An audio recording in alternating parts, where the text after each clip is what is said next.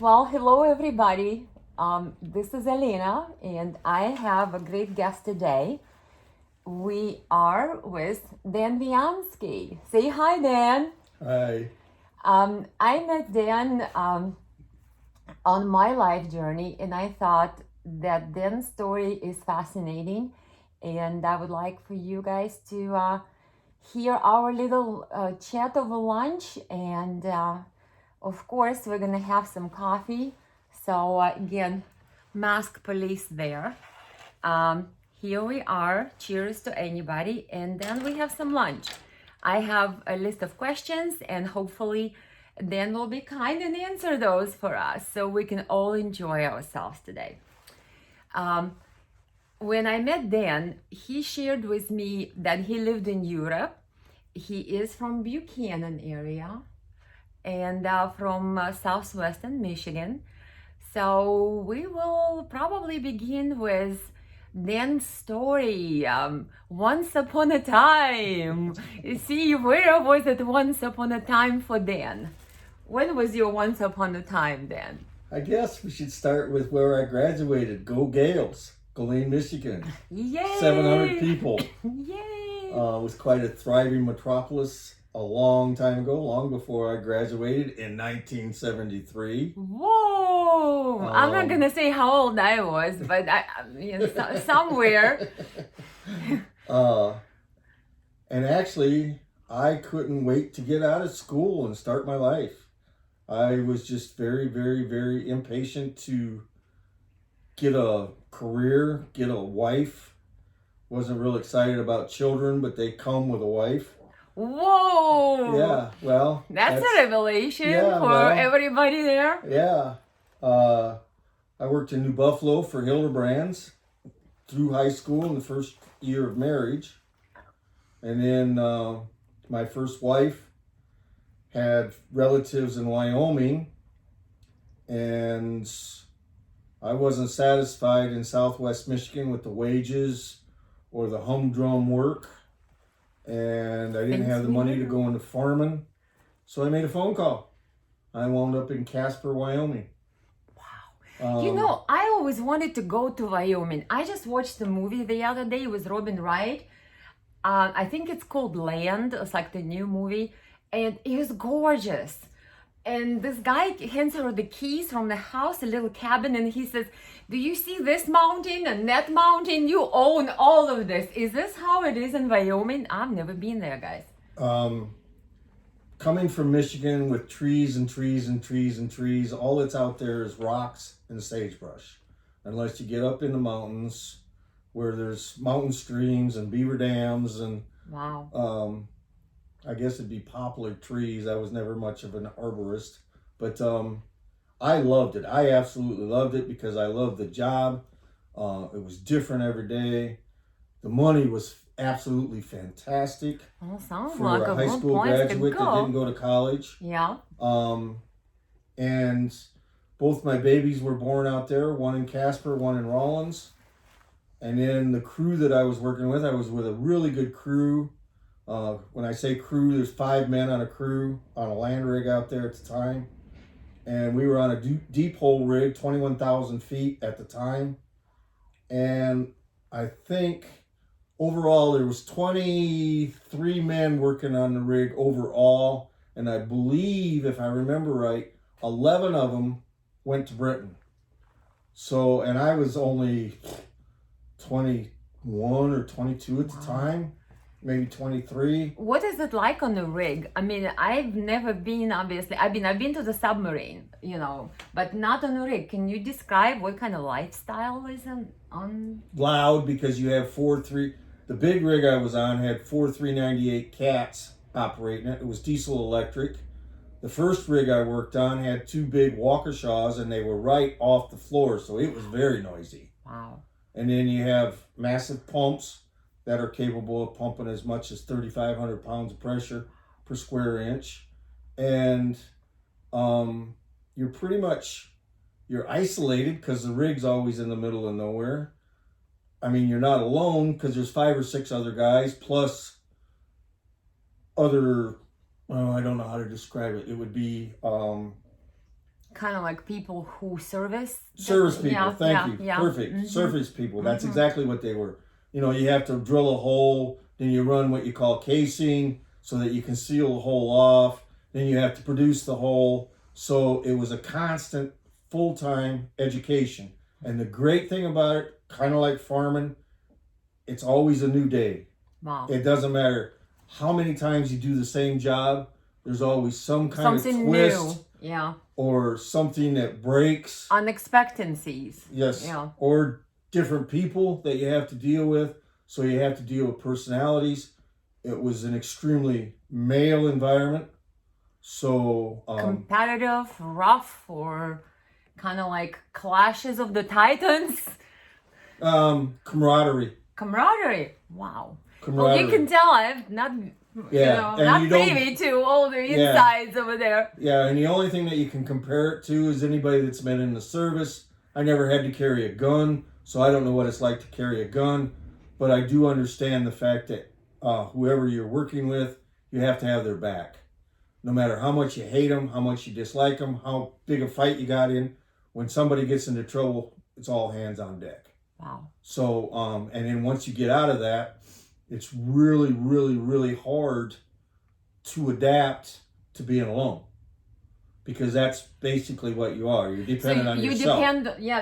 You work as a team, so to speak, no matter what. Right. And then if you all of a sudden change jobs or, go into a different environment, then you like missing your arms and your legs and your extra extensions of you, basically. And I'm very proud of having all my digits.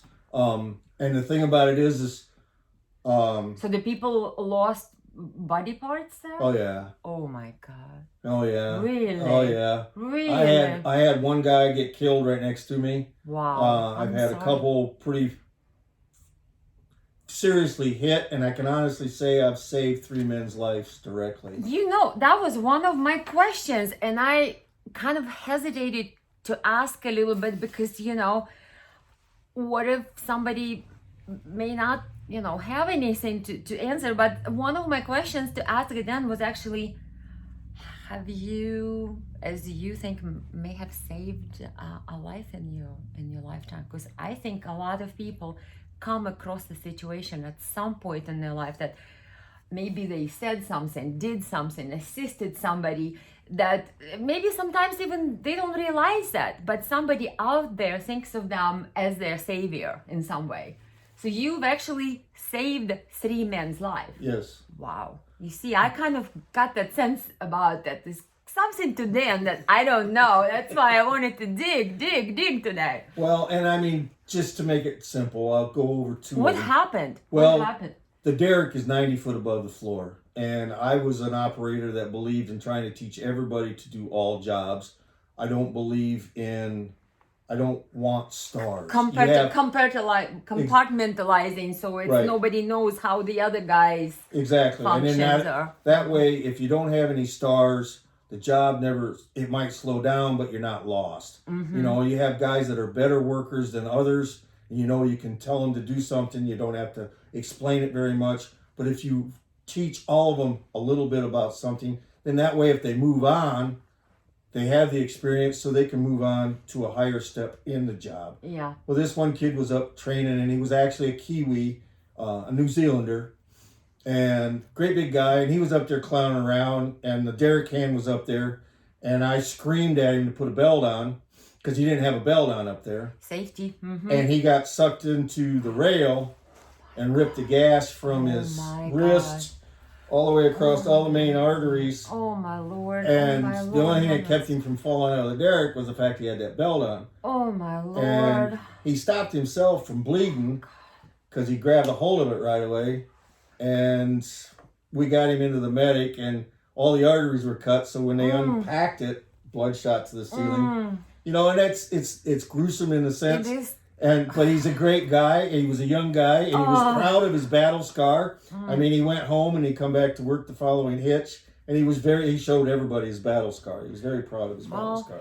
Thank God you saved his life. So hopefully he will save somebody else's now that he knows I hope he's still alive in New Zealand, And then I had one guy, he was a Rhodesian, And I don't know for the life of me why he did what he did, but I was physically involved in that. Everybody screamed, but he had stuck his hands in his head over a hole, and about a 500-pound chunk of steel had stuck to something, and we knew it was going to fall. We just didn't know when it was going to fall. And I ran about 10 steps and just give him a massive shove, and he come up like he was going to knock my head off.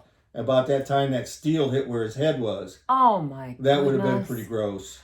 Well, it sounds like there is like an angel flying around you and flying around other people. That's good to know. Gosh, guys, safety, everybody's safety. Well, and the thing about it is, thank goodness you have some good people watching over you when you work with experience too. And I think, Elena, I really think the job creates that type of personality because you react to the issue. So you see something, and I mean, it's very easy. You have to just on the spot make a decision. There is no like, let's figure this out for next week. Right, and you're not going to walk past. And I mean, I have frozen. You know, I was in Britain, watched a little old lady slip and fall down, and it just didn't register. I stood there, and finally, you know, somebody yelled at me, and I bent over to help her stand up. But it sometimes you freeze up. Yeah, that's true. I mean, I wouldn't have walked over her for sure, which is so much the case now because old lady in Britain, just know Dan was frozen. He wanted to help. He just didn't react as quickly as he would like to. Well, by the way, brings me to Britain. How did you end up in Britain? Well, when my crew went over there, my crew sounds like a rap song. My crew. And my crew. My driller and my derrick hand and all the guys, they went over there, and they told me I wasn't experienced enough and I was too young. So finally, and my wife at the time just said no. And then about 8 months later, she said, okay. We sold everything in Wyoming, moved to Michigan. I spent about $500 on the phone in 3 days, way back when, calling Tulsa, calling Aberdeen, calling Germany, and I was on my way 30 days later. Nobody was going to tell me no after I said I was going. Dan sounds like one of those guys that once he gets his mind set onto something, it's like a bulldozer. Is there an English word, bulldozer? I know there is one in Russian. Pitbull. It's like this tank, and he goes into this one track and keeps following it all the way to Britain. Was there a culture shock? I mean, I've been to London. I mean, seriously, I love the architecture, old city. You know, everything is proper. Can we please have a kettle of tea? What about you? Was there a culture shock? Did you like being there? How was it? The first thing I seen on television was a live birth of a baby. That was, and then I loved wearing cowboy hat and cowboy boots.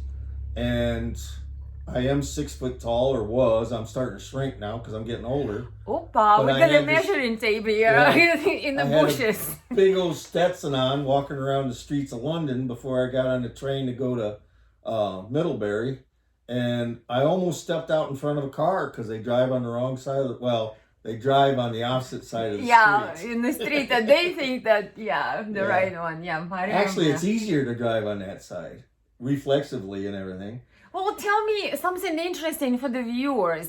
I mean, was there a culture shock? How long were you there in Britain? Like, you know, did you pick up some of that English accent? I mean, what was it like? Give us a taste of what it was. It sounds like the birth of the baby televised. Was that like the first thing like ever? Is that the very first thing I seen in a hotel on television? Wow. I mean, now I'd watched my own baby born, but I'd never watched it on television. Wow. You know, and I mean, as far as the pubs close in the afternoon, I mean, and you're used to the bars in Wyoming being open from 6 a.m. till 2 a.m. You know, and the bar life that kind of goes everything along. Closes in Europe. Like, I think it dies out like Friday afternoon, and then weekend is sort of you're on your own. And then the pubs close at 10 o'clock at night. There was no television. I think there was 3 channels: BBC One, BBC Two, and ITW. What year was it? Approximately 79. Yep, 1979, 78. I mean, I lived in Redcar, which is Teesside, the center of England. You learn how to take taxis. You learn how to use the trains. Big cities, yeah. Yeah, London is massive. Just Public absolutely. transportation, obviously something that we don't have a lot of in Yeah, here. and I was pretty much a country bumpkin being from Galeen, but I was very young and very adventuresome, and it was really nice to get up to Redcar and see people and faces and accents I understood. Yeah. Because it took a while to understand English. I never really picked up on the accents. The ladies that were over there with us, our wives, our girlfriends, they did, but they were exposed to it more.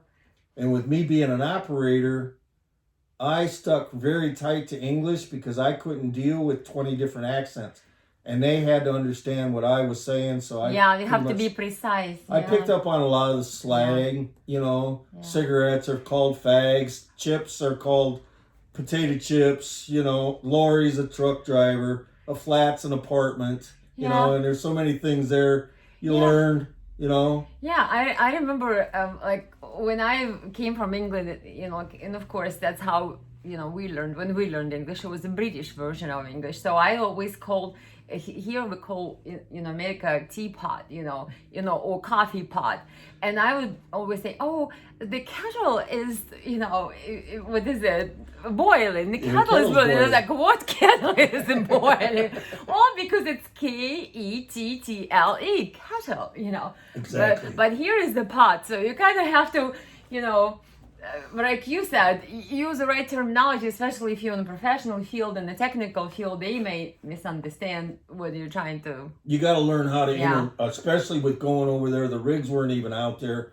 I had to understand what they called stuff so I could say what I was teaching them what my language was, but I had to know what words they were using, so I knew what to tell them. So I learned, a flogging spanner is a hammer wrench, monkey wrench or pipe wrench, expandable spanner.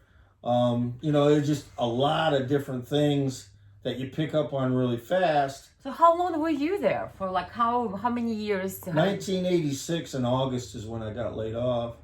So I was over there 9 years. Wow, it's pretty good time. Yeah, there was people here that didn't think I was going to come back. I probably wouldn't have left that job, but they changed the whole tax structure. I was tax-free the whole time, U.S. and British. And they changed the tax structure where I was going to have to start paying British taxes. Wow. So it was going to be a 25% pay cut 3 years in a row. Yeah, that doesn't make any sense to be there. Yeah. And the iron is getting older. Your eye was getting older. I moved on. I came home and... back to Buchanan? Is that where you came? Okay, first up. We want to know. I went to Powell, Wyoming. Okay, Wyoming again. Yep. Okay. I had my second adopted family out there. There must be a street in Wyoming, called Enviansky, Avenue or something. It's like you spend a lot of time there. God's country, and they're right wing. I mean, they believe in guns, and they believe in, well, not so maybe church, but they believe in a higher spirit or a bigger strength. Wow, I always wanted to go there. I just like the name. It sounds good. Wyoming. Maybe to come visit sometime. Well, you're making it sound like I should. It's beautiful out there. So you went to Wyoming, and then what happened? How long you stayed there before you came back to Buchanan? Oh, I switched, and I moved around for every 18 months for almost 10 years. Wow. Because if I got tired of something, I had a club for about a year and a half. I went to DJ school and became a radio DJ I never really got a job as a radio DJ, but I was going to school to learn how. So you said also you've owned a bar or club. Yeah, I had a bar in Powell, Wyoming, 11,000 square foot. Can you show us the pictures in the studio, please? Yeah, I like to see that photo of the bar. And what was the name of the bar? Let's keep it PG-13, people. I hope it's... Well, it was. Okay, you don't have to say it if you don't want to. No. It was called Grandpapa's. Really? The guy that built it originally, and I don't know if you can see that. Yeah, you can see that. Yep, you can see that. Just kind of move it a little bit like that. Yep, that's good. And Are you there on the photo as well? Is this you in the Yeah, black this and is white? me on the right here. Over there, right there. Yeah, that's the bearded Dan. So you know how to do all these drinks and stuff? You Yeah, like this mix? was a photograph student from the local college. Wow. He wanted to come. He was working for me. That's pretty nice photos. He wanted to come. That's me on the rig there. He wanted to come down and take a bunch of pictures, and we messed around all day because I didn't really do a lot of business during the day. It was a nightclub. Mm-hmm. I had a 28-foot bar in the front, a 20-foot bar in the back. I had a dance floor and a DJ pulpit and a band stage. So you actually know how to have fun. What was the best part about owning a bar or a club? Toga party. What is toga party? Okay, people, I am so out of it. I need my vocabulary. Animal I need House. to Google it. Let's Google. What's toga party? Animal House, the movie, and college kids always like to put on sheets and then go party. You wrap a sheet around. The Romans and the Greeks and having these so we had a toga, sheets. Party, and then we had a beach party. That's the one picture. We packed the place out, and the bad thing about it is I didn't make any money on that, but I broke even and got the name of the bar out there. We brought sand in and covered the band stage. I made all my girls wear grass skirts. All my guys had to wear Hawaiian shirts. The band.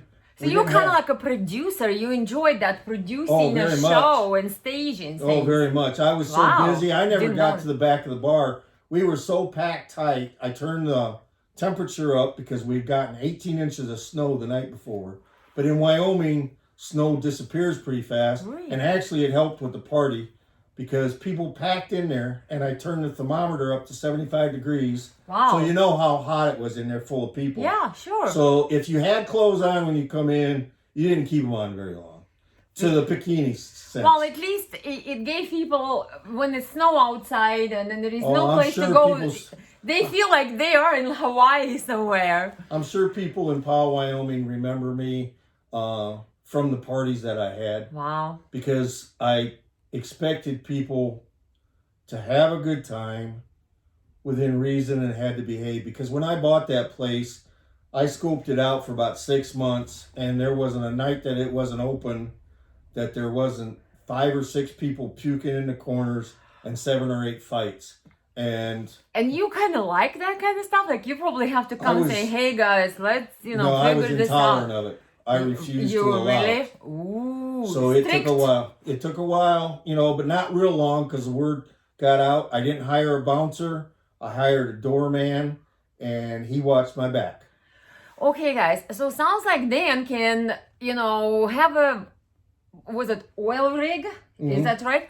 Oil rig organized, have a team working there. Then he can go and do a bar and a club and stage the performances. Then is there something you can't do? Seriously, it sounds like you can take any job and just kind of like do it.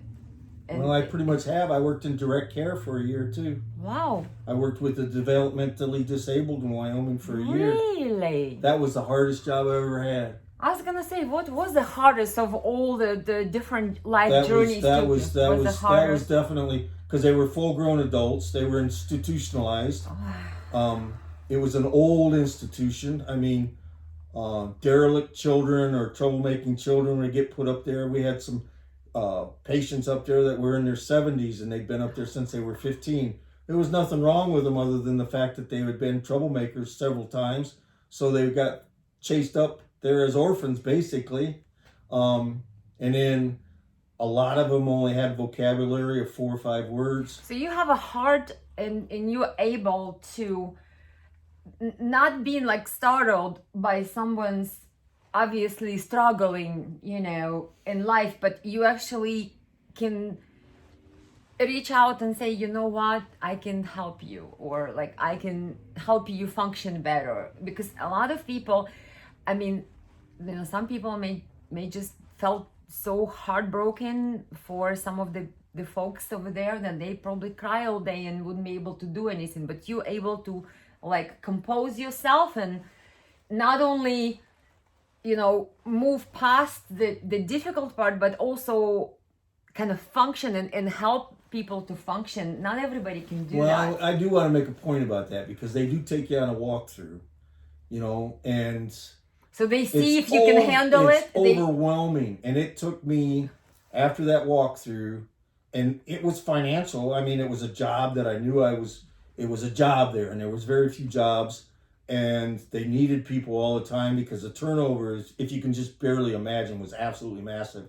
But it took me 6 weeks to make up my mind Whether you that can I could do go that. back in there and do that. See, that's what I thought, because like I said, not everybody has the inner, I don't know what to say, strength, core to handle a lot of distress around them and be able to actually function at the highest level when you maybe feel a lot of empathy for someone at the time. It's funny though too, Elena, How really, does it- because do you- there's still people. Yeah. They just have a different way of communicating. And maybe being as in Britain and working with I learned how to communicate with them. And my trainers, the people that did the training, and this is not meant to be derogatory in any way, but everybody that's been associated with a pet, you communicate with your pet in some way. They have no verbal skills. In other words, they don't have verbal skills, but you still find the certain clues and signs, and you're able to read that language. They let you know when they're hungry. They let you know when they're thirsty. And I see that. There's a little bit more. I mean, there's grunts. There's certain words. Certain ways to discern how you can communicate with somebody who has a difficulty, to express in the ways that maybe we're able to easily comprehend. Right. But you can adjust and yourself. They have a really wonderful sense of humor. So several of them have a great sense of humor. Well, it gives me, a lot to. I worked in Ukraine. One of the places I worked, and I mentioned it in one of my previous interviews, because obviously I worked with large corporations, international corporations, and due to my language skills, I worked as a liaison between American side and Ukrainian side. And one of the jobs on a high level of government was establishments through humanitarian effort, the centers for disabled children, which we did not have in Ukraine, believe it or not. There was very little available to people with, what we call maybe functions that, not something as readily able as we would consider readily able. I'm trying to be very polite here. But on the other hand, Ukraine, now probably still has those centers that I've helped establish. So I can feel very keen,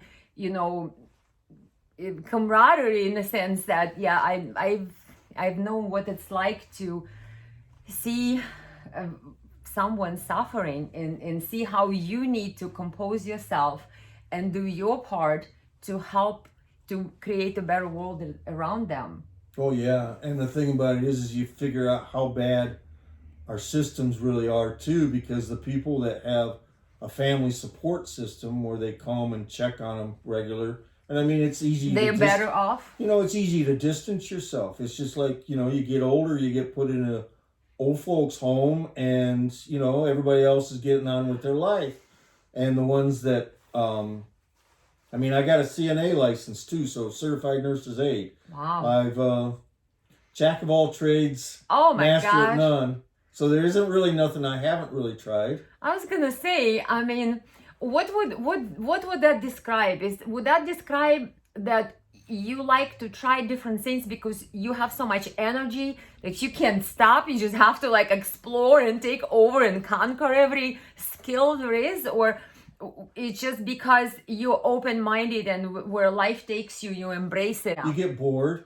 It's just like with the bar that I owned. I could have bought a bar where it was the same patrons in there every night, nice steady income. Yeah. I didn't want the same people. I wanted different people. I wanted the excitement of meeting different people. I didn't want a factory job, and God, we need factory workers, but to go do the same thing day in and day out. And I loved farming. When I was in high school, I loved farming, but there's a lot of money, and it's 100 hours a week. Wow. And if you're in business for yourself, as you well know, you're always working. You're always working. I don't ever know when there is a holiday or what's a weekend. I mean, seriously. Unless you specifically take it and just shut the phones off, you're always working. And that's one thing that I found with being in real estate and owning the club that I wasn't going to be in business anymore for myself, because I wanted the paycheck, I wanted the time, and now that I'm retired, with COVID shutting us all down, I'm actually disabled now, technically by law. I don't go for all the ADD, but it is what it is. And I am so glad I did what I did when I was young, because even when I was in high school, I didn't want to have regrets about not trying stuff. And I didn't want to wait till I was 65, because I didn't know at the time, I didn't know if I was going to live that long. Yeah. And I didn't want to sit there and say, well, I wish I'd have done this, I wish I'd have done that. So which brings me to my next quick question. Do you have any regrets about life? Or like some people say, I wish I jumped, from the parachute from the plane, or I wish I tried this, or I wish I went to Africa on safari, or I wish I'd been a hero, or went to the army, or whatever. Do you have anything that you wish and you haven't done? Because I don't think there's a lot. You even mentioned real estate. Oh my gosh, who knew? Is there anything? I got 2 children, and I got divorced when they were 5 and 3, and I lived in Europe. So I wasn't around them when they were growing up, but I don't really regret that. I mean, it was... you were providing for them, so it was in a way... I stayed in their lives very minimally until they got out of high school, and I made that promise that once they got out of high school, I would do whatever I had to do, and I moved back to Southwest Michigan. I'm still minimally involved in their lives. But when I get a bug or a hankering, I go see them, because they're just across town now. And I talk to them regular on the phone. But does it feel like you wish you maybe had spent more time with them? Because I've asked you about regrets. If you have any regrets about anything that maybe you haven't done that you always wanted to, or maybe didn't have time to, or opportunity to. Not really. Not really. Ooh. So, it sounds like check. Everything that, out there to do, then must have done it. Well, the thing about it is, if I would have pursued management and tried to climb corporate ladders, I would have been tied to a job. And I mean, I enjoy making good money and I enjoy what money buys, but there's a lot of hard work involved in getting there. Yeah.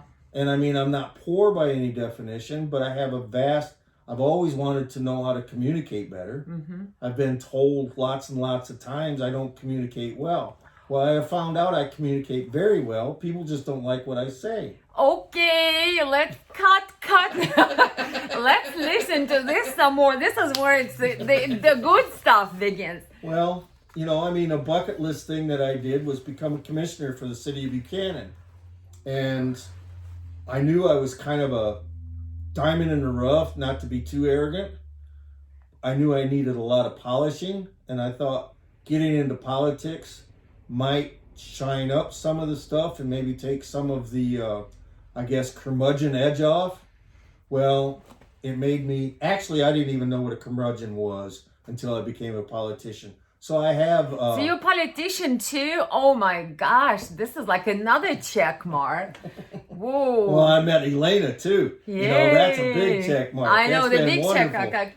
Is it okay? Like my wings are like in the back, like in my way. She's sitting here doing this. And this is fantastic what she's doing. Well, I think we're doing it. I'm very happy that we're doing it. Yeah. Being a commissioner and being a politician was definitely a bucket list. So you want to contribute in a larger, meaningful ways because, you felt that, you're retired now, but you still have a lot of energy, a lot to contribute, bring to the table, knowledge, experience, and you want to better the place where you are passionate, and live in your community.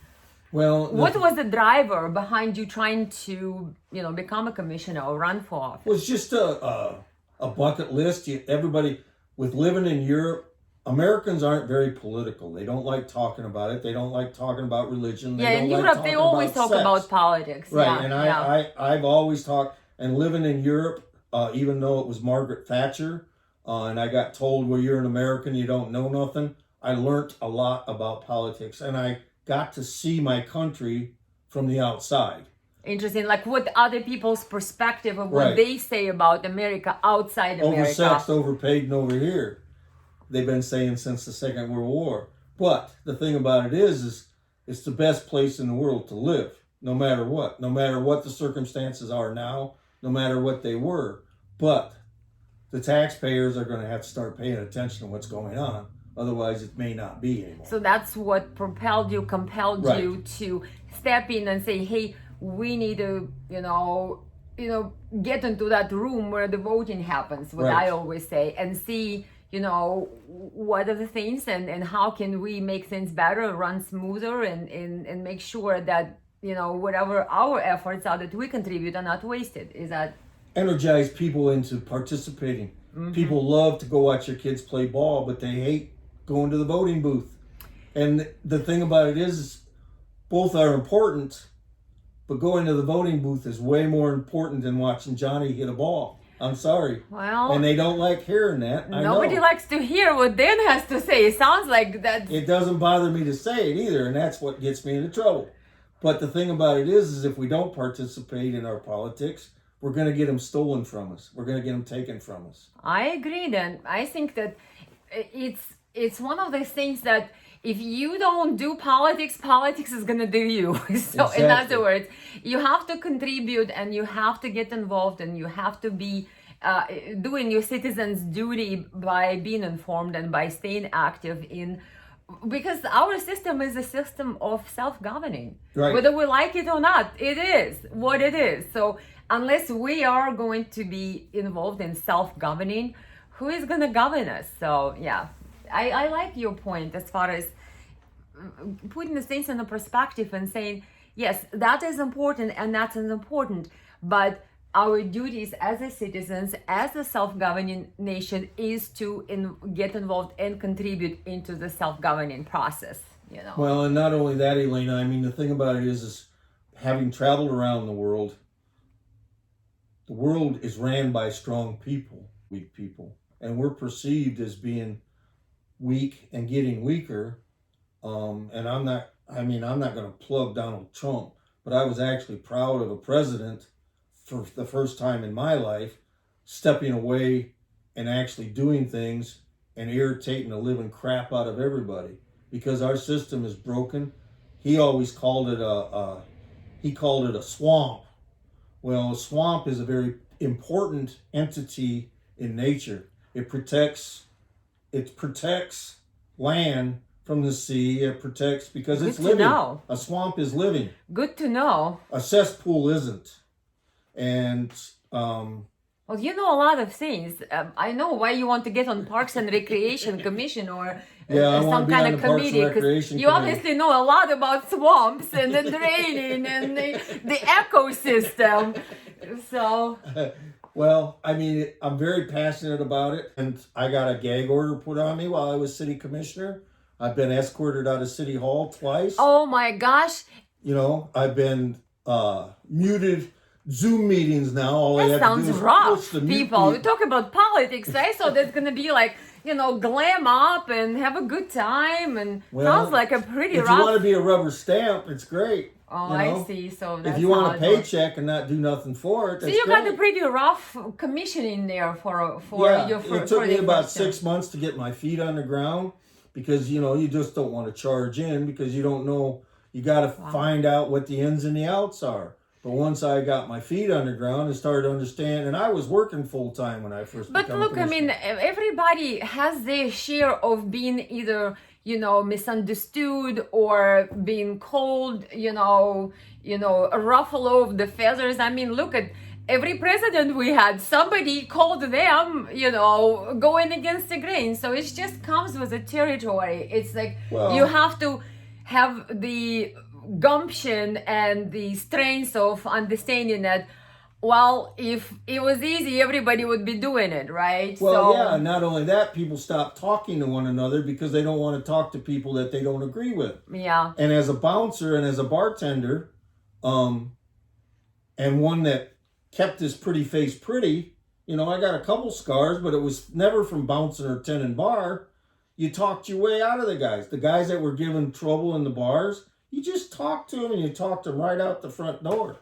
And I did it many, many, many times. And as long as you're talking to them and not trying to enforce or shove something down their throat when they're already upset, and I'm being politically correct when I say upset, you know, you can talk anybody out the door. Yeah. And as the owner, I made it perfectly clear when I owned the bar, I identified myself loud and clear. And when I was bouncing, I bounced at the Ramada Inn in Benton Harbor. That was a pretty tough place. I bounced in a few cowboy bars in Wyoming. And I never got hit.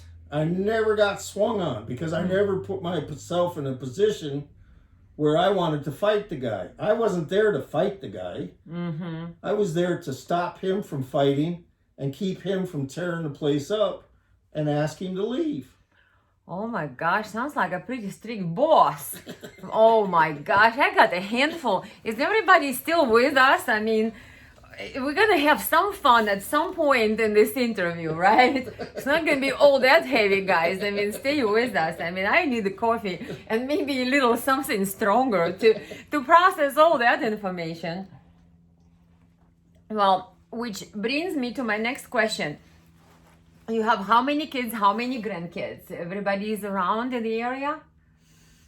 Between Jackie and I, my third wife, we've been married 20 years now. We've both been married 3 times. The most wonderful person I've ever met in my entire life. Most wonderful human being. You know, opposite sex or same sex. She has 4 children. I have 2, so we have 6 children together. Ages from, they're 46 to 27. The youngest one's 27, and then we have 14 grandchildren together. We have,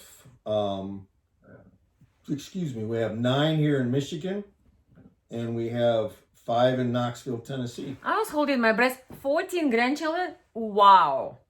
You've been busy. Oh my gosh. Well, and the irony of that is my two children have got 7 of them 14. Jackie's 4 children have only got 7. So my daughters, you know, I'd have never dreamt that they would have had massive families. Wow. And they're both very, very, I've seen photos, beautiful family. Yeah, they're very involved, both of them, you know. Keanu, you know, is my youngest stepdaughter. She's involved, you know, they live in Buchanan. Lacey and Danielle live in Buchanan Township, but they attend Bridgman schools. And then the rest of them are in Knoxville. And I'm proud of all 6 of them. You know, they're doing well. So, sounds like then in your lifetime, you have experienced so much. Would you say that it made you pretty intense, or were you intense when you started? I'm chilled now. Oh, chilled, finally. Can I get to some nice questions? Because that was intense, guys. I don't know about you, but that was intense. Quick blitz of questions. Let's switch it up a little bit. It may be a little bit, mixed in as far as either complete the sentence or give a quick answer to a question. And I think these are some good questions here. For example, when was the first time you felt proud about yourself? First time I flew to Wyoming. Really?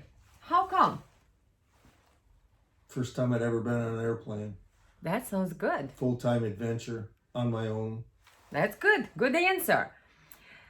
How to keep through during difficult times? How did I get through difficult times? Well, if you looked and reflected back, how to keep through? Well, how did you do it, or what maybe imparted wisdom could be of how to keep through the difficult times? Like, what would be like the little quick thought about that? First thought, quick thought was always a bottle of Bacardi. I'm making faces here all day today. Yeah, she is. But the thing about it is God, I mean, the old British adage, you just have to suck it up. I mean, you just have to. There's nobody, you can talk and talk and talk. You can talk to preachers, you can talk to counselors, but you eventually just got to reach inside and say, make a decision that you're gonna get through it. tomorrow's going to be a better day. Better day. Hey guys, I like this one. Tomorrow's gonna be a better day. I always say, yeah, this too shall pass, right? So we'll just have to get through it. I probably live by that, Elena, because tomorrow, you don't know, tomorrow might be the best day of your life. Wow, I am ready. Yay! Bring it on. Bring it on. Next question. What means to love yourself? Well, who? What means to love yourself? All right. You see, the intense questions are doing well, but like little lighter ones. I'm trying to lighten up the mood here. I don't know. Looking in the mirror every morning. What means to love yourself? Look at your own reflection. Yep, I like that. The purpose of life is loaded question. The purpose of life? Yes, quick. I mean, I know there is probably tons of purposes, but like a quick at top of your To head. continue life. To continue life. That's pretty good. Well, I mean, you know, that you can extend that out. Children, grandchildren, reaching out to somebody that's not even your children. Helping somebody Yes. in their life, and by doing so, extending the life, extending that energy Right. in a positive way. Complete the sentence. Well, this is a good one. I was looking forward to that one. I typed it up myself. Speaking your mind is complete the sentence. Easy. Whoa, that was easy. I thought it was going to be a complicated, bushy, flowery answer. All right. If you could give yourself, as being the younger self, advice about life, what would you say?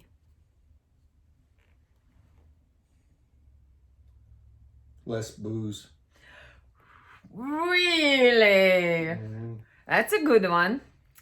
Biggest misconception about how others view you is? Equal opportunity dick. We cannot put this on YouTube. I'll have to cut this out. I mean, seriously, I don't even know how to do equal this. opportunity, Richard.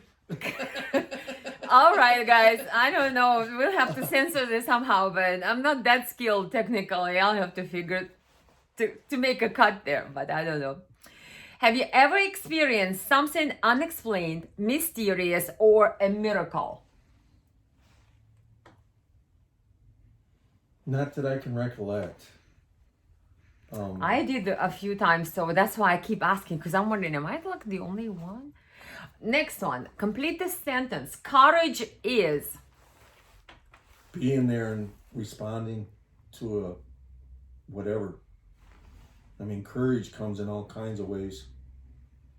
I mean, you know, somebody getting up every day that knows they're going to die in a week is very courageous.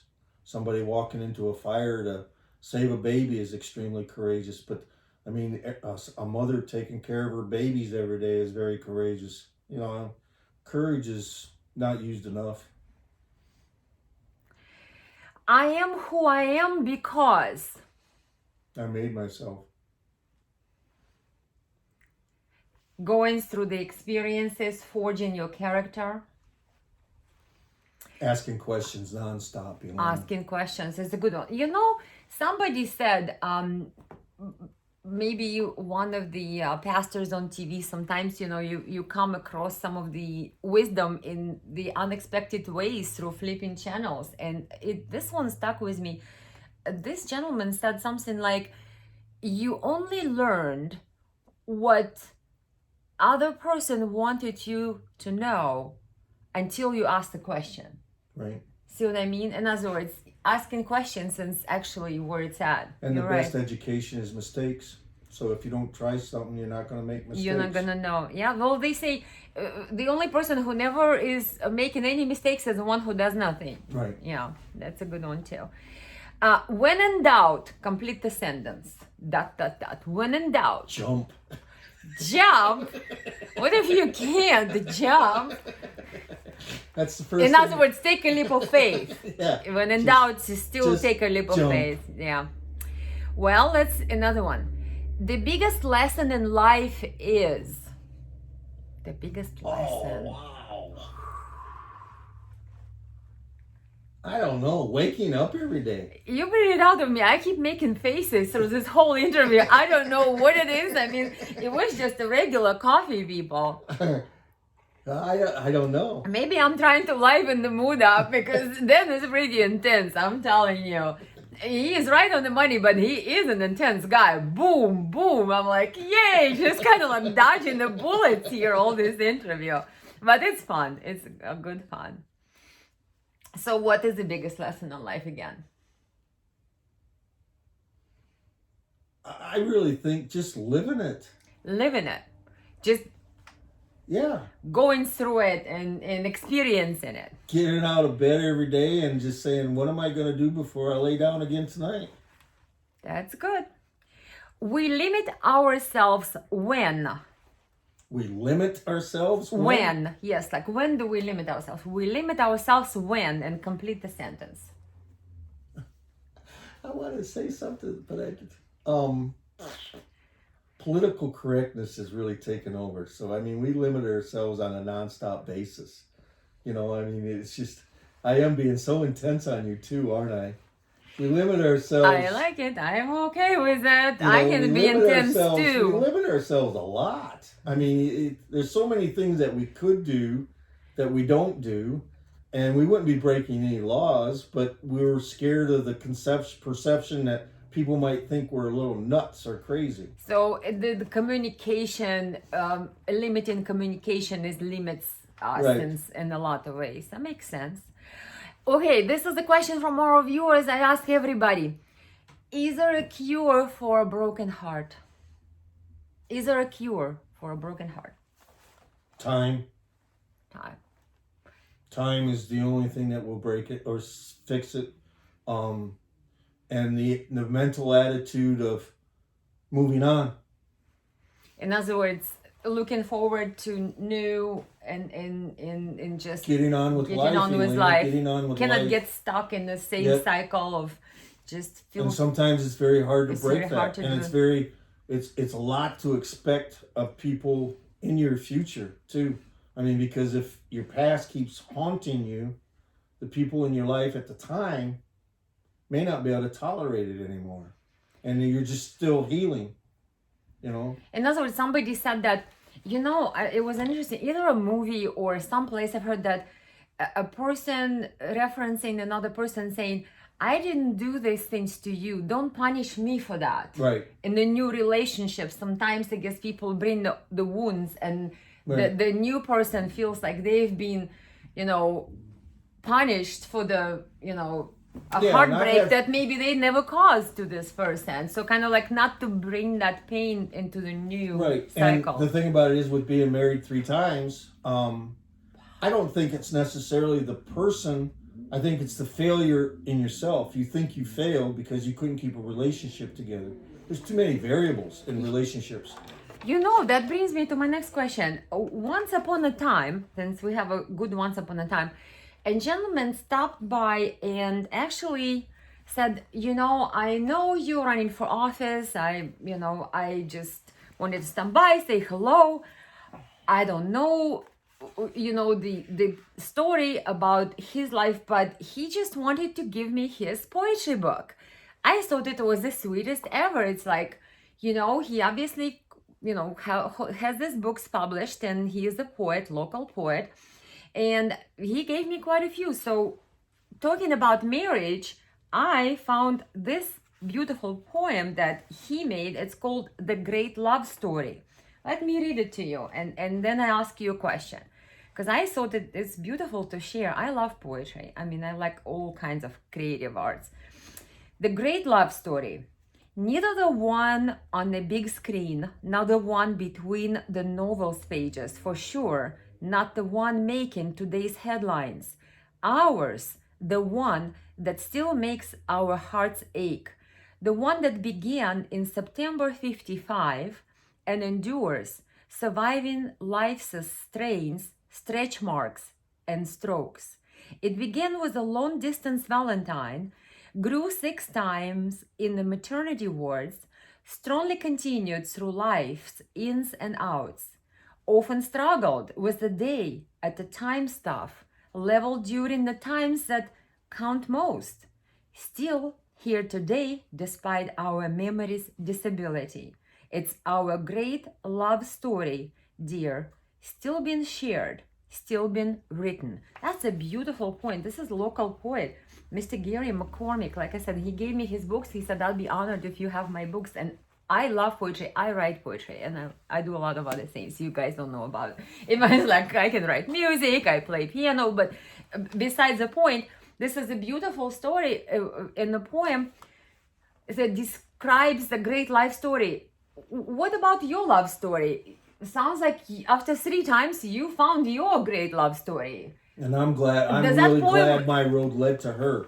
I really, I mean. Does that poem resonate with the how it grows through the pains of life and the strains and still being written? Is it? Right. Yes. And I mean, with Jackie, I mean, we both were at a point in our life where it was just meant to be for both of us. I feel, and if we had met one another at 19, it was just, both of us. We're not ready to. Yeah, both of us had to go through what we went through to get to the point where we're at in our lives. So we had to have some heartbreak before you were able to kind of like value certain relationship. Appreciate another relationship or another person. I mean, having another person in your life nonstop. And I mean, Jackie does pretty much, and she hates me telling her to do anything, I mean. But you learned to have that balance of between personal freedom and relationship. I learned to shut up, but I don't shut up very often. Oh my gosh. Let's do the next one. I don't need my glasses. Let's do the next one. Let's keep going with Dan here, because otherwise everybody's falling asleep because we're just having a great time. Next one. How would you define truth? Complete the sentence. Truth is. Truth is? Yep. Truth is. One of my previous guests, Ernst Davis, he said something I really like, and it actually keeps going through my head every so often. He said, truth is unbiased. That's how he completed the sentence. What about you? Truth is? Perception. Perceptions. Ooh, we got a battle going on here between 2 famous quotes. Okay. The next one. You grew up when? I mean, you didn't yet. I mean, is it still life in progress? Yeah, I mean, I haven't grown up. I don't want to grow up. Is growing up makes you feel, dull and kind of like... Yeah, I mean, not curious about adventure of life. Youth is here and here. And something my daddy said a long time ago that your mind doesn't change from the time that you were 16 years old. You just have to take more naps. That sounds good. The next one. Forgiveness is. You're not drinking your coffee. I mean, I'm trying to push all this great food here. And I know we have salads and sandwiches and all kinds of muffins and eclairs. I mean, seriously. Repeat the question. The good question is, complete the sentence. Forgiveness is. Forgiveness is. Complete however you want to complete it. Acceptance. Acceptance. Well, I've heard that one from Chuck, one of the guests. That's a pretty good one. So it resonates. It resonates. What are the signs of spiritual maturity?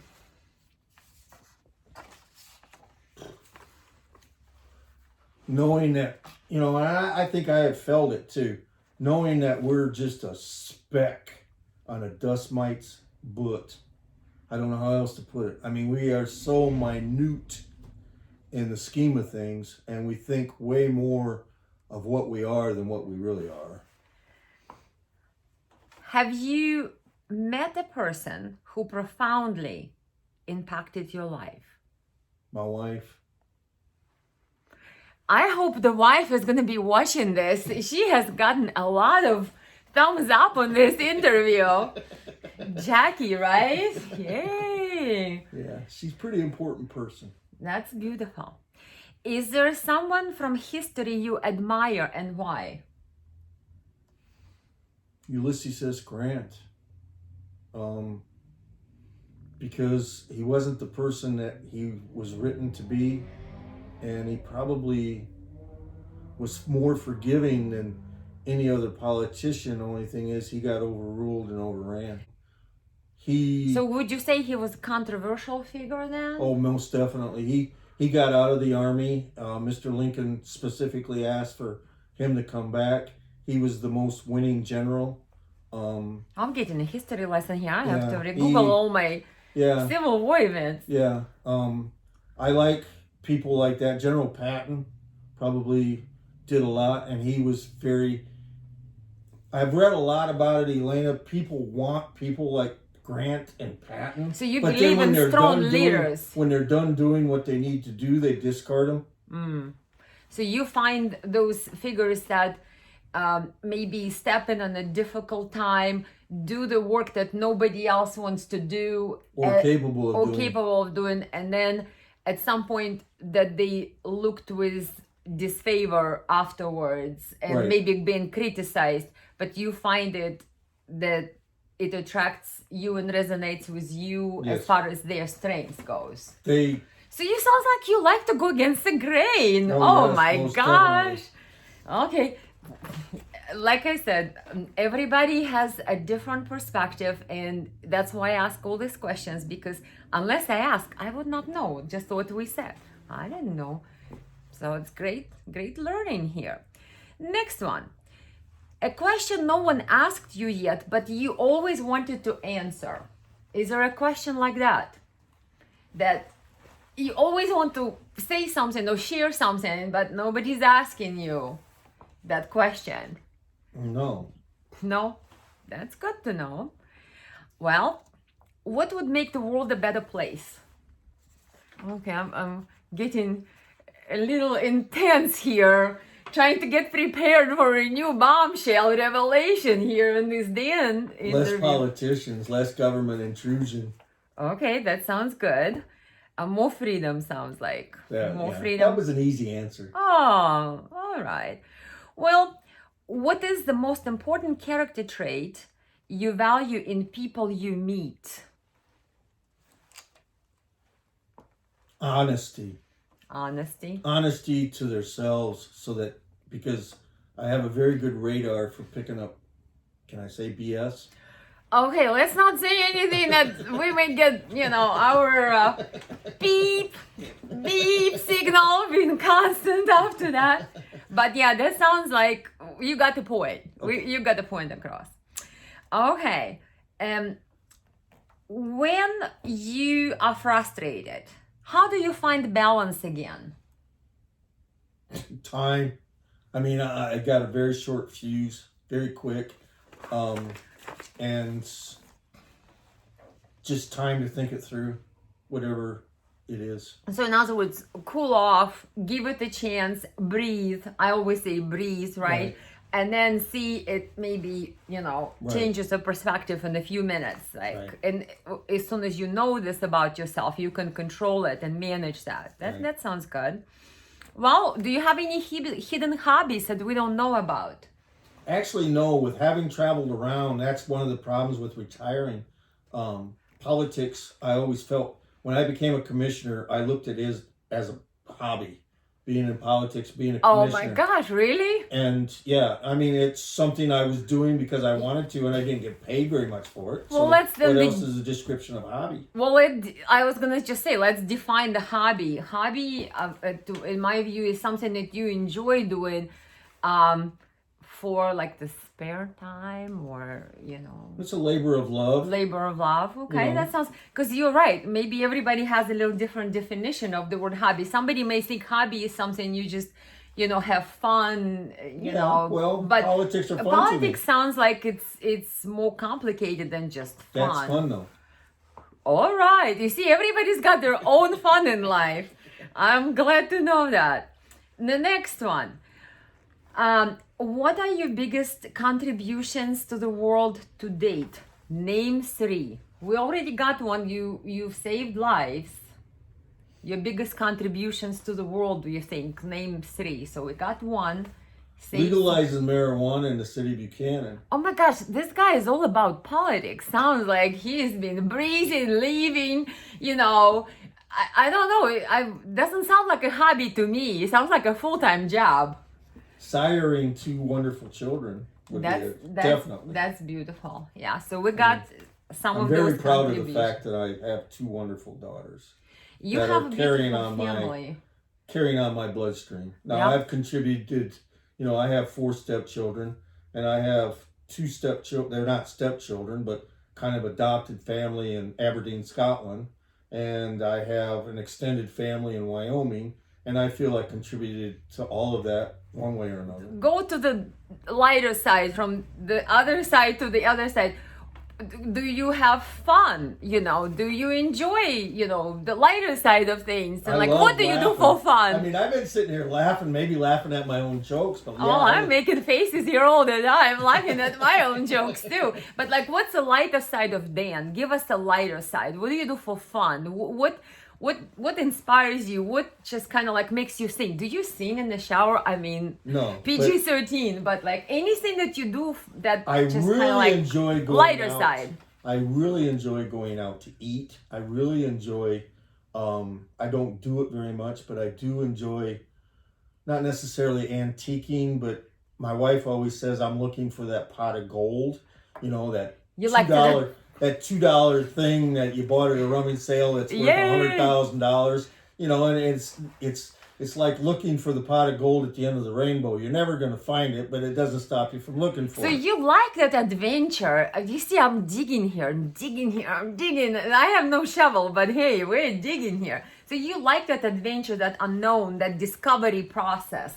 And oh, yes, most definitely. something that's not obvious, something that you have to look under the surface Yeah. or go at lengths to find. Right, but not so crazy that you're actually going to get maimed or killed. You know, I've thought about jumping out of an airplane, but then you think about why would you jump out of a perfectly good plane?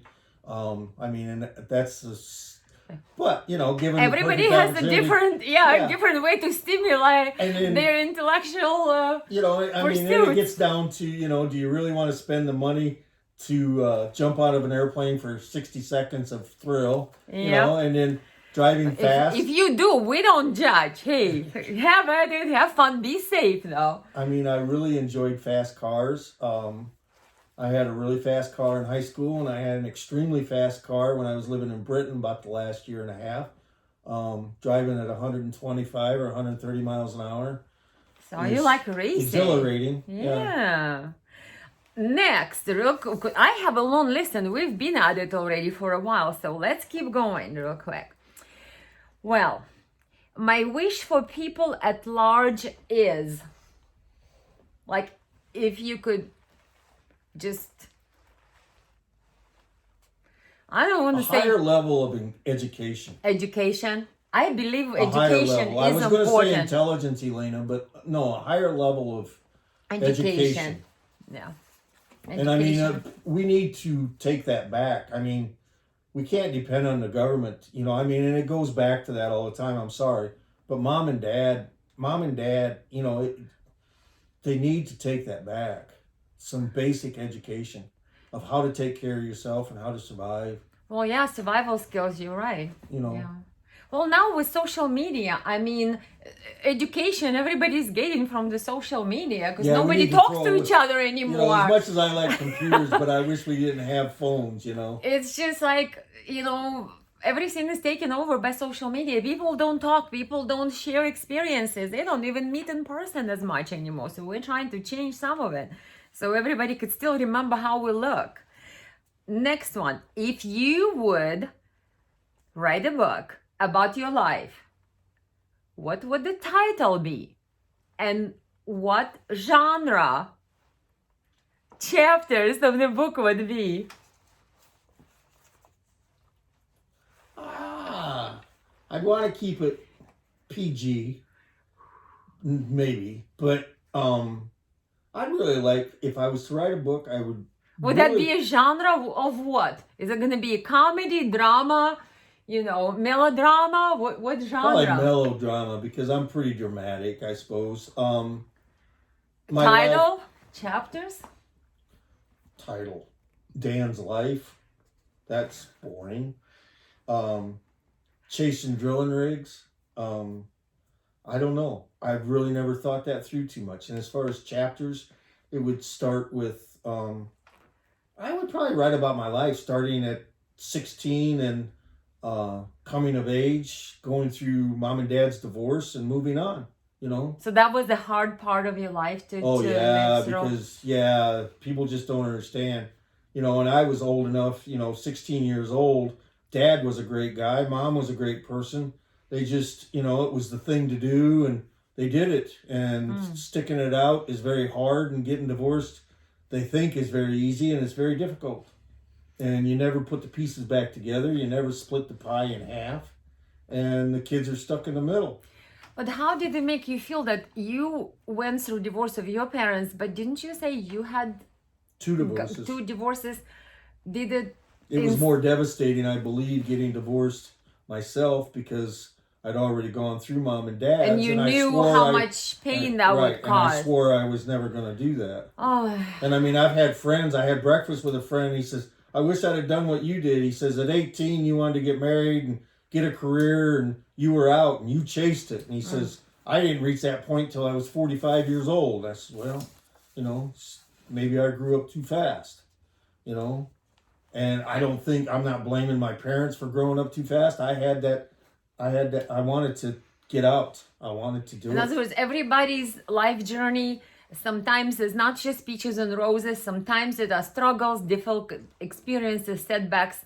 And you felt some of that parents' journey reflected in your heartache when you were a teenager then. Right. And how did you deal with that? Did you kind of push it aside until you grew up and try to figure it out when you were older? Or did you try to process it and did you go to the counselor? I mean, how was it? Well, I had to do counseling for a while because of my mother, but she insisted on it. But on the other hand, too, I went from a straight A principal list student to I graduated with a 1.08 from high school. I missed 130 days my senior year. So it was devastating, basically. Right. Devastating for my you. savior was I was working 48 hours a week. So get yourself involved. Get yourself into work. You gotta work. Get you occupy gotta your do mind. Something. You don't need mom and dad to do it. You just got to get out and do it as long as mom and dad allow you. I mean, I'm not saying run away. Well, of course, everybody's, obviously we're not dispensing any professional advice here. It's just we're conversing of how one person, which is Dan, dealt with his parents' divorce and what helped him. Obviously everybody's situation is differently, and everybody needs to see their counselor and their, professional helper there. But in Dan's I think case, the best advice I would you give dealt anybody with- is you got to find somebody to talk to, and Talk talk to to. as many people as you possibly can, because you're going to get different ideas from everybody. Some of them are going to be really bad ideas. But don't feel alone and don't suffer, because look, like Dan went from A's to very low scores in his high school and started missing that. So that's not a solution. Obviously, you need to reach out. You need to get help. You need to. And I've had them know that setbacks. I've had them several. When I got laid off from overseas, I was making $480 a day. And I went to work for $4.25 an hour. Whoa. Exactly. Wow. But I did it because I knew I had to get out there, and it was the easiest way to find another job. And then getting divorced, you go through. I mean, being married, there's lots of distractions with little kids. There's just, your time is occupied all the time. It's not your own anymore, obviously. Exactly. And then when you're alone, you're doing it all, and you have no... So I had roommates when I lived overseas. I believe in roommates. I believe people... In support system of sorts. Right. Network. And I mean, it's financial, it's mental. You have to be tolerant of other people. So you have to kind of mash in the personalities Right. and kind of rub it off each other. Right. And I mean, it sounds like you get along with people. You keep saying that, I'm so intense, people are afraid of me, but it sounds like you getting along and you rub the shoulders and you have roommates and you get along with people. Well, the thing about it is as long as the rules, when I got my first roommate, we probably set more rules or talked about the rules than I did when I got married. Because, you got bills you got to pay, you got, you have got to things you got to do, you got structure. stuff you're going to eat, structure, yep. And lady friends, you know, I mean, there was a whole set of rules. Yeah, it's a lot to, in other words, you have to be considerate. Right. And you have to be thoughtful, and you have to have a certain structure and a schedule. Well, And you just got to learn not to assume. Yeah, you got to learn not to assume that it's okay for you to do something. To do something that may not go with the other person. Yeah. So it's kind of like that boot camp kind of like experience. So, you know, when you have to learn to, you know, be kind of like more considerate and thoughtful. Well, yeah, I think a lot of people, you know, same sex, where they're rooming together and then they get a girlfriend or something, they just automatically assume that they can move a mate in when, you know, I mean. In other words, everything has to be, I want to say, run by another person. So you learn to share and put somebody else's needs in line with your needs and see how they can work instead of yours being always a priority. And it teaches you, because in life, we don't always get our way, let's be honest. So we have to accept sometimes that, hey, maybe we're not the first, you know, there to be served. Well, and not only in that, that it restaurant. does occupy a lot of your time. Yep. And I mean, it is distracting, which is good. Yep. You need to be distracted. You do need to. Yeah, you need to be busy in order to, you know what they sometimes say, that if you want to get something done, ask the busy person. Right. Yeah, because that person is just going to be right on top of it. Well, let's see another one. I have so many good questions for you. I'm like, seriously. Well, how important it is to be liked by others? It's important, but I don't very often lose sleep over it. I want to be accepted, you know, but I feel pretty strong about how I come across. So if you don't like who I am, so you're like, take it or leave it. Yep. And this is who I am, and this is how I roll, and everybody's kind of like, my tank is gonna burst through this regardless. I mean, I'm very loyal and sincere to good friends. Yeah. But what about this, you know, diplomacy is a little, you know, like that, you know, wiggle room there, you know, I'm not... Yeah. Kind of like, yeah, says Dan. The wiggle room. The wiggle room. It seems to be really tight to me. Well, I understand, but I think I'm getting a pretty good feel from Dan's personality. I mean, I'm enjoying this, maybe a little too much. I mean, seriously. Like Dan says, unless you ask a question, you don't know.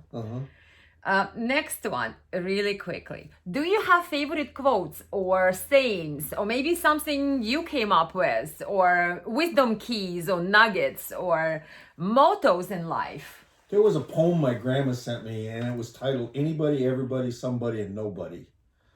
And Tell me more. Anybody, everybody, somebody, and nobody. It amounts to the fact that anybody can do something, but in the end, nobody does. So it goes through the whole anybody, everybody, somebody, and nobody.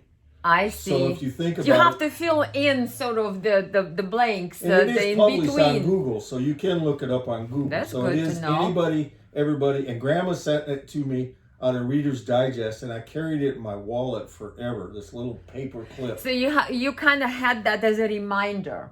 Yeah, and I've printed it out a couple times, and I've given it to certain people that I wanted to irritate. You know. Irritate. We're talking about friendship here, you know. Well, I am telling you, that's a good one as far as printing it out, which reminds me, when I was very little, my father commissioned an artist, yes, an actual artist, to draw the quote, and he strategically hung it over my desk when I would do my homework. And it said, it was beautifully done, very artistic, professional artist. And it said, desire is 1,000 of opportunities. No desire is 1,000 of excuses. Exactly. I love that one. Oh, yes. So I always think about my dad when I think about that phrase. And it sounds like that poem too. Everybody, and then in the end, there's nobody means unless you put an effort. nobody's going to do it. Sounds like a pretty good quotation to me. Yep, that's a good one. So now then, give me your elevator speech. 5 minutes in life that you may spend with a stranger. And you want to relate to what you're all about, who you are, and not to scare them. Let's go there. Not to scare them who you are, not be too intense. But if you want to give somebody a taste of your personality or what you like, and let's say you're moving up the elevator, someplace on a high-rise building, and there's like 20 stories to go, and you have a few minutes, and they say, "Hey there, nice to meet you. Tell me about you." What would you tell them?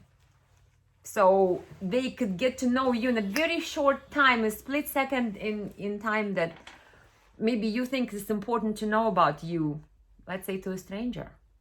Well, a lot of times I'm in this situation a lot. A lot of times you got to go by the person that you're greeting. I mean, I met this really cool gentleman and I talked to him for 30 minutes and I was talking about my pistol getting stolen and he was talking about carry, and by the time we were done, I was talking to him about the Republican Party needing guys like him, and God, I knew he was divorced twice and I was divorced. He knew I was divorced twice. I had my oxygen on because I usually wear my oxygen when I'm moving around. So I told him about getting tested for emphysema or asthma for alpha, So you covered a variety of topics. Just hitting it off with a stranger sounds almost like a 3-hour lecture topics full worth of. Yeah, but I mean, it was give and take. It was a conversation. I wasn't just blowing it out at him about me. You kind of I played off of what he said. Mm-hmm.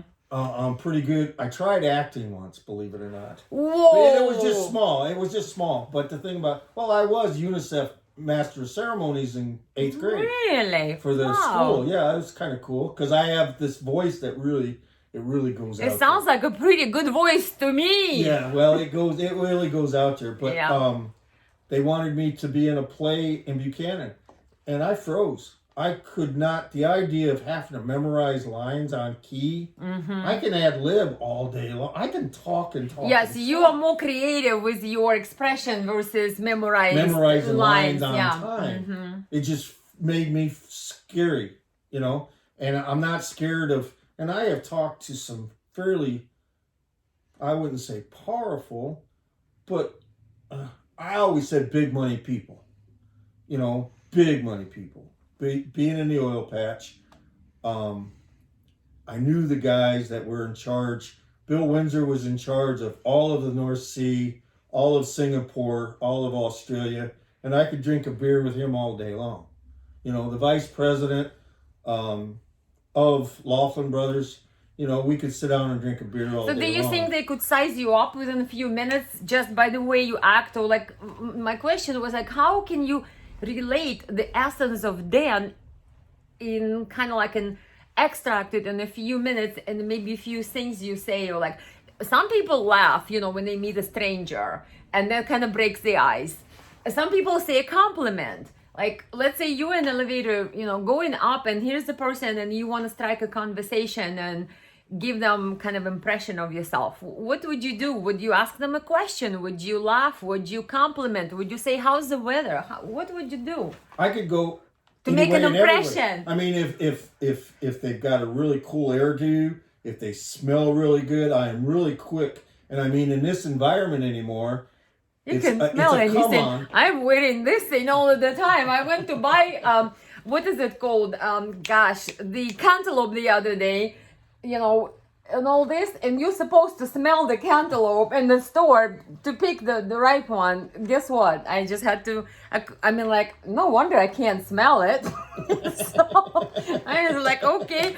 I was laughing at myself trying to smell of course I can't smell it through the thing. So I had to pick it and bring home, and at home I smelled this it's not right. No, it's not. I play every circumstance for what it is. Take it for face value. I mean, I can talk, like I said, I talked to that guy for 30 minutes watching baseball. and I didn't know him. I don't know him. He gave me his card. I wrote my phone number on one of his cards, and So you have no problem connecting with people, and whatever circumstances are, you just are yourself, and if you connect, you connect. I can walk into a room and know 6 people before I walk out. And it's, and I can have a conversation with each individual about something personal for them probably within 5 minutes. It's just really easy. Really, really, really easy. Because I think it's sincere. So you like sincerity, and if there is a sincerity and there is an opportunity for sincerity around you, you will find no problem connecting with people. Right. And I'm not doing anything to take advantage of it either. But you will be more comfortable with the situation when everybody's kind of lays their cards on the table, everybody's open and sincere, and you can see and connect and vibe with them. Right. Which brings me to my next question. Not to interrupt, but before I forget, since you said you were playing, some parts in the production there, if you had to play a role or a part in your favorite movie, what movie would this be, and what part would you play? I mean, I don't want to go into would you play a hero, would you play a villain, but just any part. Like in your favorite movie, like do you have a favorite movie, and which part would you like to play? Well, I like war movies. I like Brad Pitt. I like the character that Brad he is. Pitt, ooh la la. Yeah, I liked, of course, Clint Eastwood in a lot of his movies. There were some of his movies that were pretty corny, but I like that rebel. Like Clint Eastwood never took any grief from any of the suits, and people have to wear suits, but that was his attitude. Is Clint Eastwood go ahead, make my day? Yeah. Is that it? No, Yay. make my day.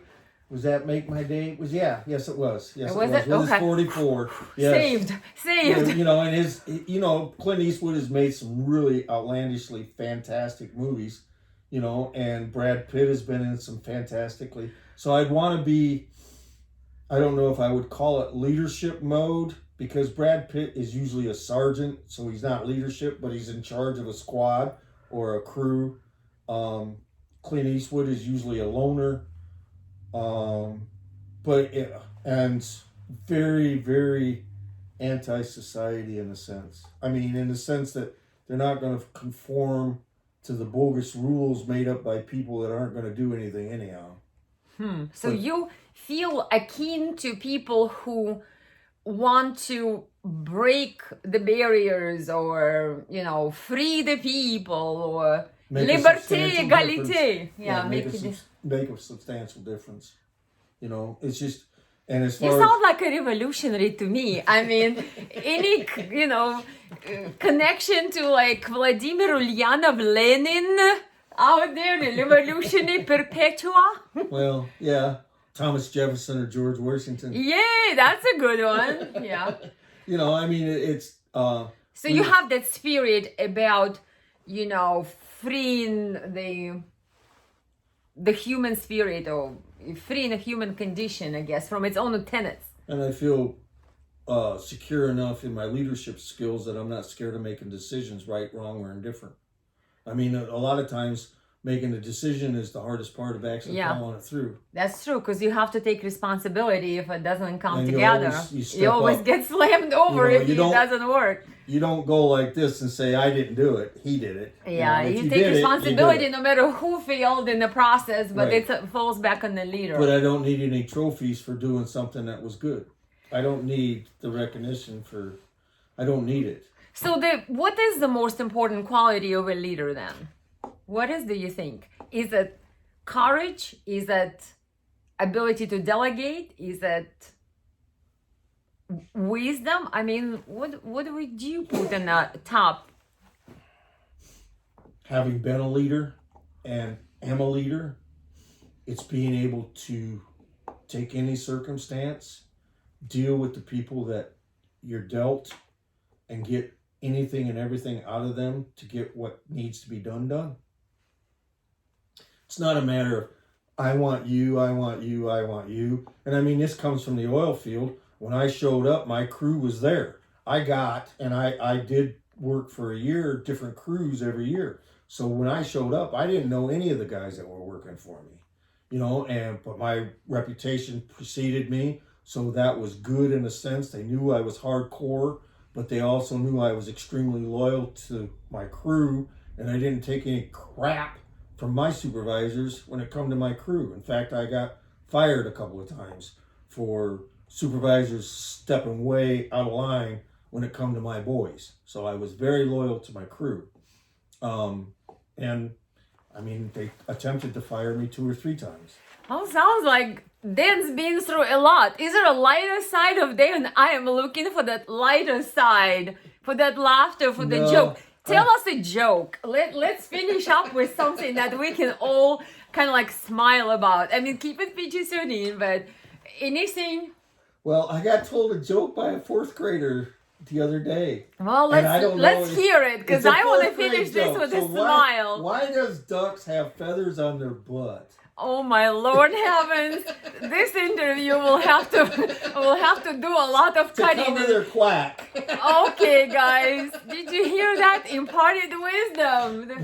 That was from a 4th grader, so I thought I could say. Well, that. I think this is as much laughter as we can squeeze out of Dan Viansky today, everybody. So, presenting Dan, we had a little, interesting, down memory lane, intense, laughing, funny, insightful look at Dan and his preview of his life story. Dan, show us some pictures real quick before we go. Anything that you want to showcase? Is there a picture of you as a baby? Because we can actually believe that at some point you were nice and quiet and not intense as you are now. Yep, quick at this time. Oh, that's cute. It looks a little bassinet there. Yay. That's me graduating. And that's you graduating. That's me as a baby. Yep. That's me with my glasses. I don't know. I must have been in about the 3rd grade. That's when I was about 18. So yep, that's good. I've always been pretty intense. Intense. So I'm going to title this video the interview with intense Dan Viansky. And sometimes he breaks into a smile, but don't hold your breath for too long, because he goes right back into his leadership skills, politics, going for it, adventure. So I really enjoyed having time with Dan today. Hopefully you guys enjoyed it too, and maybe some of the imparted wisdom that we've shared today helps somebody to brighten your day, or helps you on your life journey. So have everybody a great day, and we're gonna continue having our lunch. Love you all, and the big hugs out there. Stay safe and enjoy every minute. Right, Dan? Thank you very much, Elena. I feel very, very privileged that you did this today. Thank you. Great. We will do that again. So everybody enjoy watching, and thank you for watching today. Hello, everybody.